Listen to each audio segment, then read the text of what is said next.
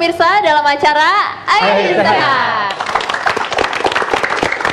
Nah, tadi kita sempat ngebahas sedikit ya dok, kalau dokter Ari ini sekarang akan menjelaskan kepada pemirsa di rumah dan pasangan-pasangan yang pengen program punya anak.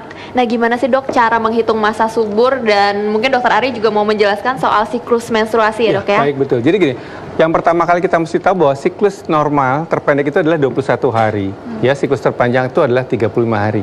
Jika misalnya, dan yang tetap itu adalah masa setelah subur, jadi setelah lepasnya sel telur, kalau memang tidak dibuahi, dia dalam 14 hari akan haid.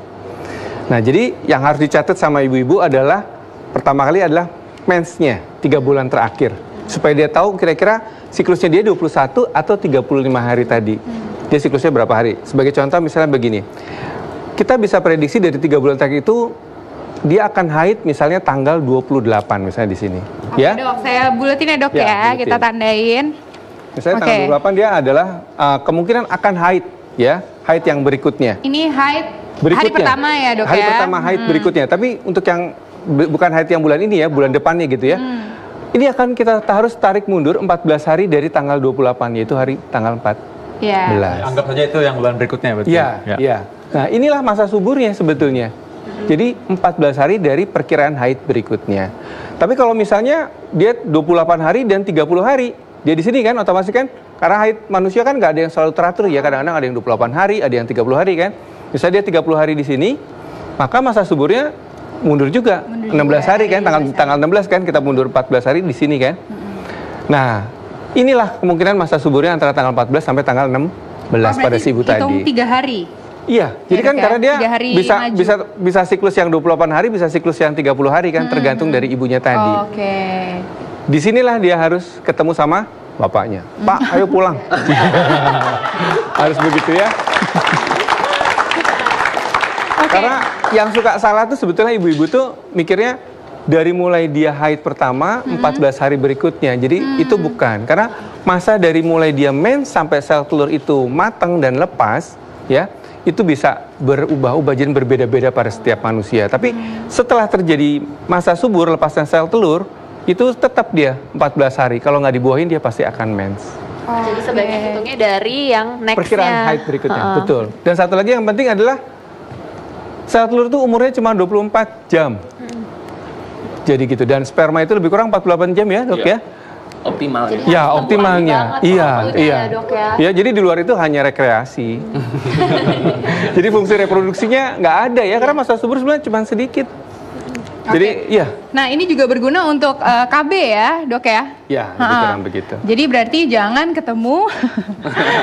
Itu adalah Tapi kalau KB sebenarnya dari WHO sendiri sebenarnya sistem kalender tidak dianjurkan. Ya, karena angka kegagalannya bisa dibilang hampir sama seperti orang yang tidak KB. Jadi sebaiknya kalau emang mau menghindari kehamilan, pakailah alat KB yang orang Jawa bilang kena. Sekalian kalau gitu. Iya. Susah tapi ya. Betul, mana tahan gitu ya. Nah, dok, ini kan kalau perempuan. Kalau laki-laki gimana dok? Ini dokter Vito bener-bener concern nih dok, masa suburnya dokter Vito. Dokter Arlen juga mungkin rasa concern karena ini mempengaruhi hidupnya juga. Sama-sama concern berarti ya. Jadi gini, kalau laki-laki itu pembentukan sperma itu ada siklusnya. Namun sperma itu dikeluarkan itu tidak sekaligus. Jadi sperma setelah dibentuk dia akan disimpan.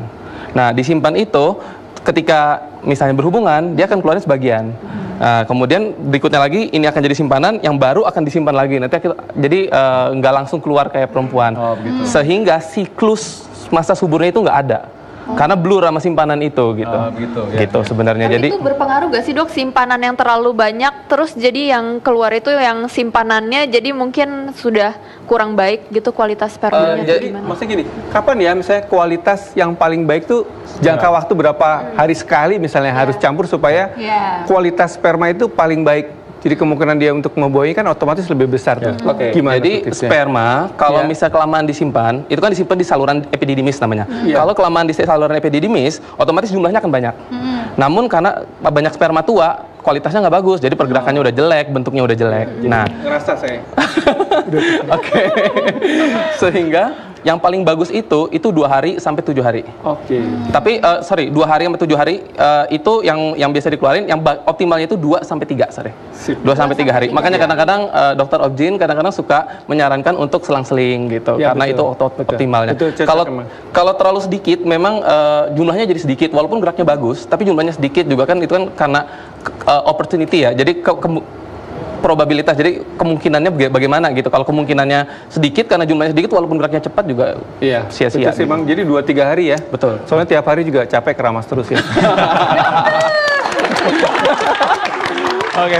Ya, memang kayaknya kita udah waktunya hampir sore nih, waktunya acara ini berakhir, tapi kita mau siap-siap mau olahraga karena untuk mempersiapkan menghadapi andropause dan menopause sejak muda. Kita harus olahraga dari sekarang dan gaya hidup sehat sejak sekarang.